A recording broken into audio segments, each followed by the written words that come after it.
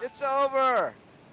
We're done. We're finished. Me and Oracle, we're done. We're splitting ways. Well, actually, Oracle's splitting ways there, but Oracle has gone away. Bye bye. And yeah, it's the end of a century. It's the end of an era. It's the end of what, 3 years or something. It's done. Got a caller on the line. Who is it? It's me. It's Ed. Ed Chiarini. Yep. How are you? I'm doing pretty good. How are you? Okay, Ed. Man, that's pretty much a surprise. I was taken aback when I heard about it. I was taken aback when I heard about it on Friday, so join the club.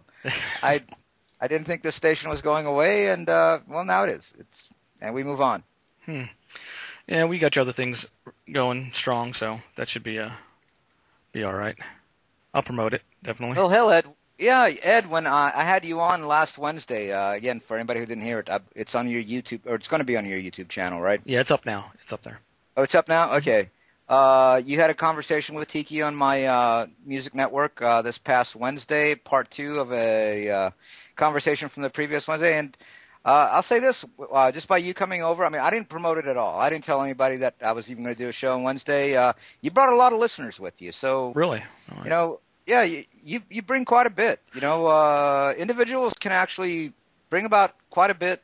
A network is not even necessary, I think, these days. Really, I'm surprised. You know, I have really no way of judging, you know, how many people listen to it other than, you know, from Facebook numbers and all that, but still, it's nothing live. But yeah, I didn't promote it at all. I think that day, about an hour before, I put the word out, so it's pretty interesting to hear that. I'm surprised. I mean, it's not this kind of numbers I'm used to getting on this station, but, you know, that's because this is what people are used to. And the network, it has done good because there are people who just listen to the network. You know, oh, what's on next? What's on? And they go and listen to it, and then people discover you. And I know a lot of people would not have discovered me if were it not for Oracle Broadcasting. But, you know, I just need to increase my marketing efforts. It's just going to make me work a little harder. And going back to the story I said earlier, like the woman who lost her house, you know, and this is by no means a comparison to that in any way. Yeah. There's no money involved. You know, from endings begin new wonderful things. Correct. Yeah. I mean, it's not Oracle's fault. Who knows? You know, but you know, they are the gracious host that have allowed other people to speak their mind, which is a good thing that we need to really promote. You know, especially today. Yeah, I know you know you've had mixed experiences on this network. You've been on some wanker shows. You've been on some non-wanker shows, and Yeah. That's pretty much my everything that I've done so far. You know, with anywhere I go, it's always, you know, both ends of the spectrum, which is fine. I don't mind being attacked. I can hold my own, but you know, sometimes they just go overboard. But that's their opinion. But yeah, everything's been pretty much on the positive side that I've experienced. So, but I mean, it's Go ahead. you know these things, these little things, these little you know people. I think people, as you see, get a little too worked up. On my music stream, I believe on Thursday, I was playing some of the clips I had pre-made, and some people had not heard the clip of that I made for you with the Len Horowitz and Shari Kane. Yeah. And you got Len screaming and yelling, you know, you're COINTELPRO. You've been outed as COINTELPRO. A sign of COINTELPRO is speaking over other people's, like you're just doing. Like that, yeah. Yeah, that was a good show, actually. You know, when I went back and I listened to it, it was funny because it stopped him in his tracks when I accidentally talked over him, and I stopped myself and I apologized. I said, I'm sorry. I don't mean to speak over you. Go ahead. You have the floor. And he just like shut down. He didn't know what to say. But yeah, that was actually, when you go back and you listen to it, it was a pretty good show. I liked it. I didn't mind it at all. It was funny. Yeah. But you know, there's just people that do take it too far, and that's fine. They're, like I said, they're entitled to their opinion. The truth doesn't matter if I say it or if somebody else says it. It's going to stay the truth, whatever it is. You know, so it has legs of its own. The truth is very, very subjective. I'm finding.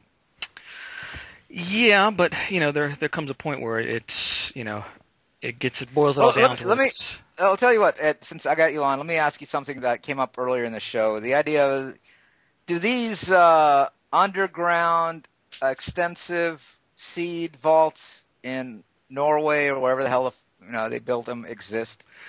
You're asking me to speculate on it, but I mean, Yeah, I'm asking you to speculate. I would say there probably is a place. Let's look at it this way: the Secret Service, in order to combat counterfeit notes, what they do is they archive every bit of paper that's produced, every type of printer that's produced, every type of ink that's produced. They have an archive full of those things, just so they can replicate or to see and try to find out who is doing the counterfeiting.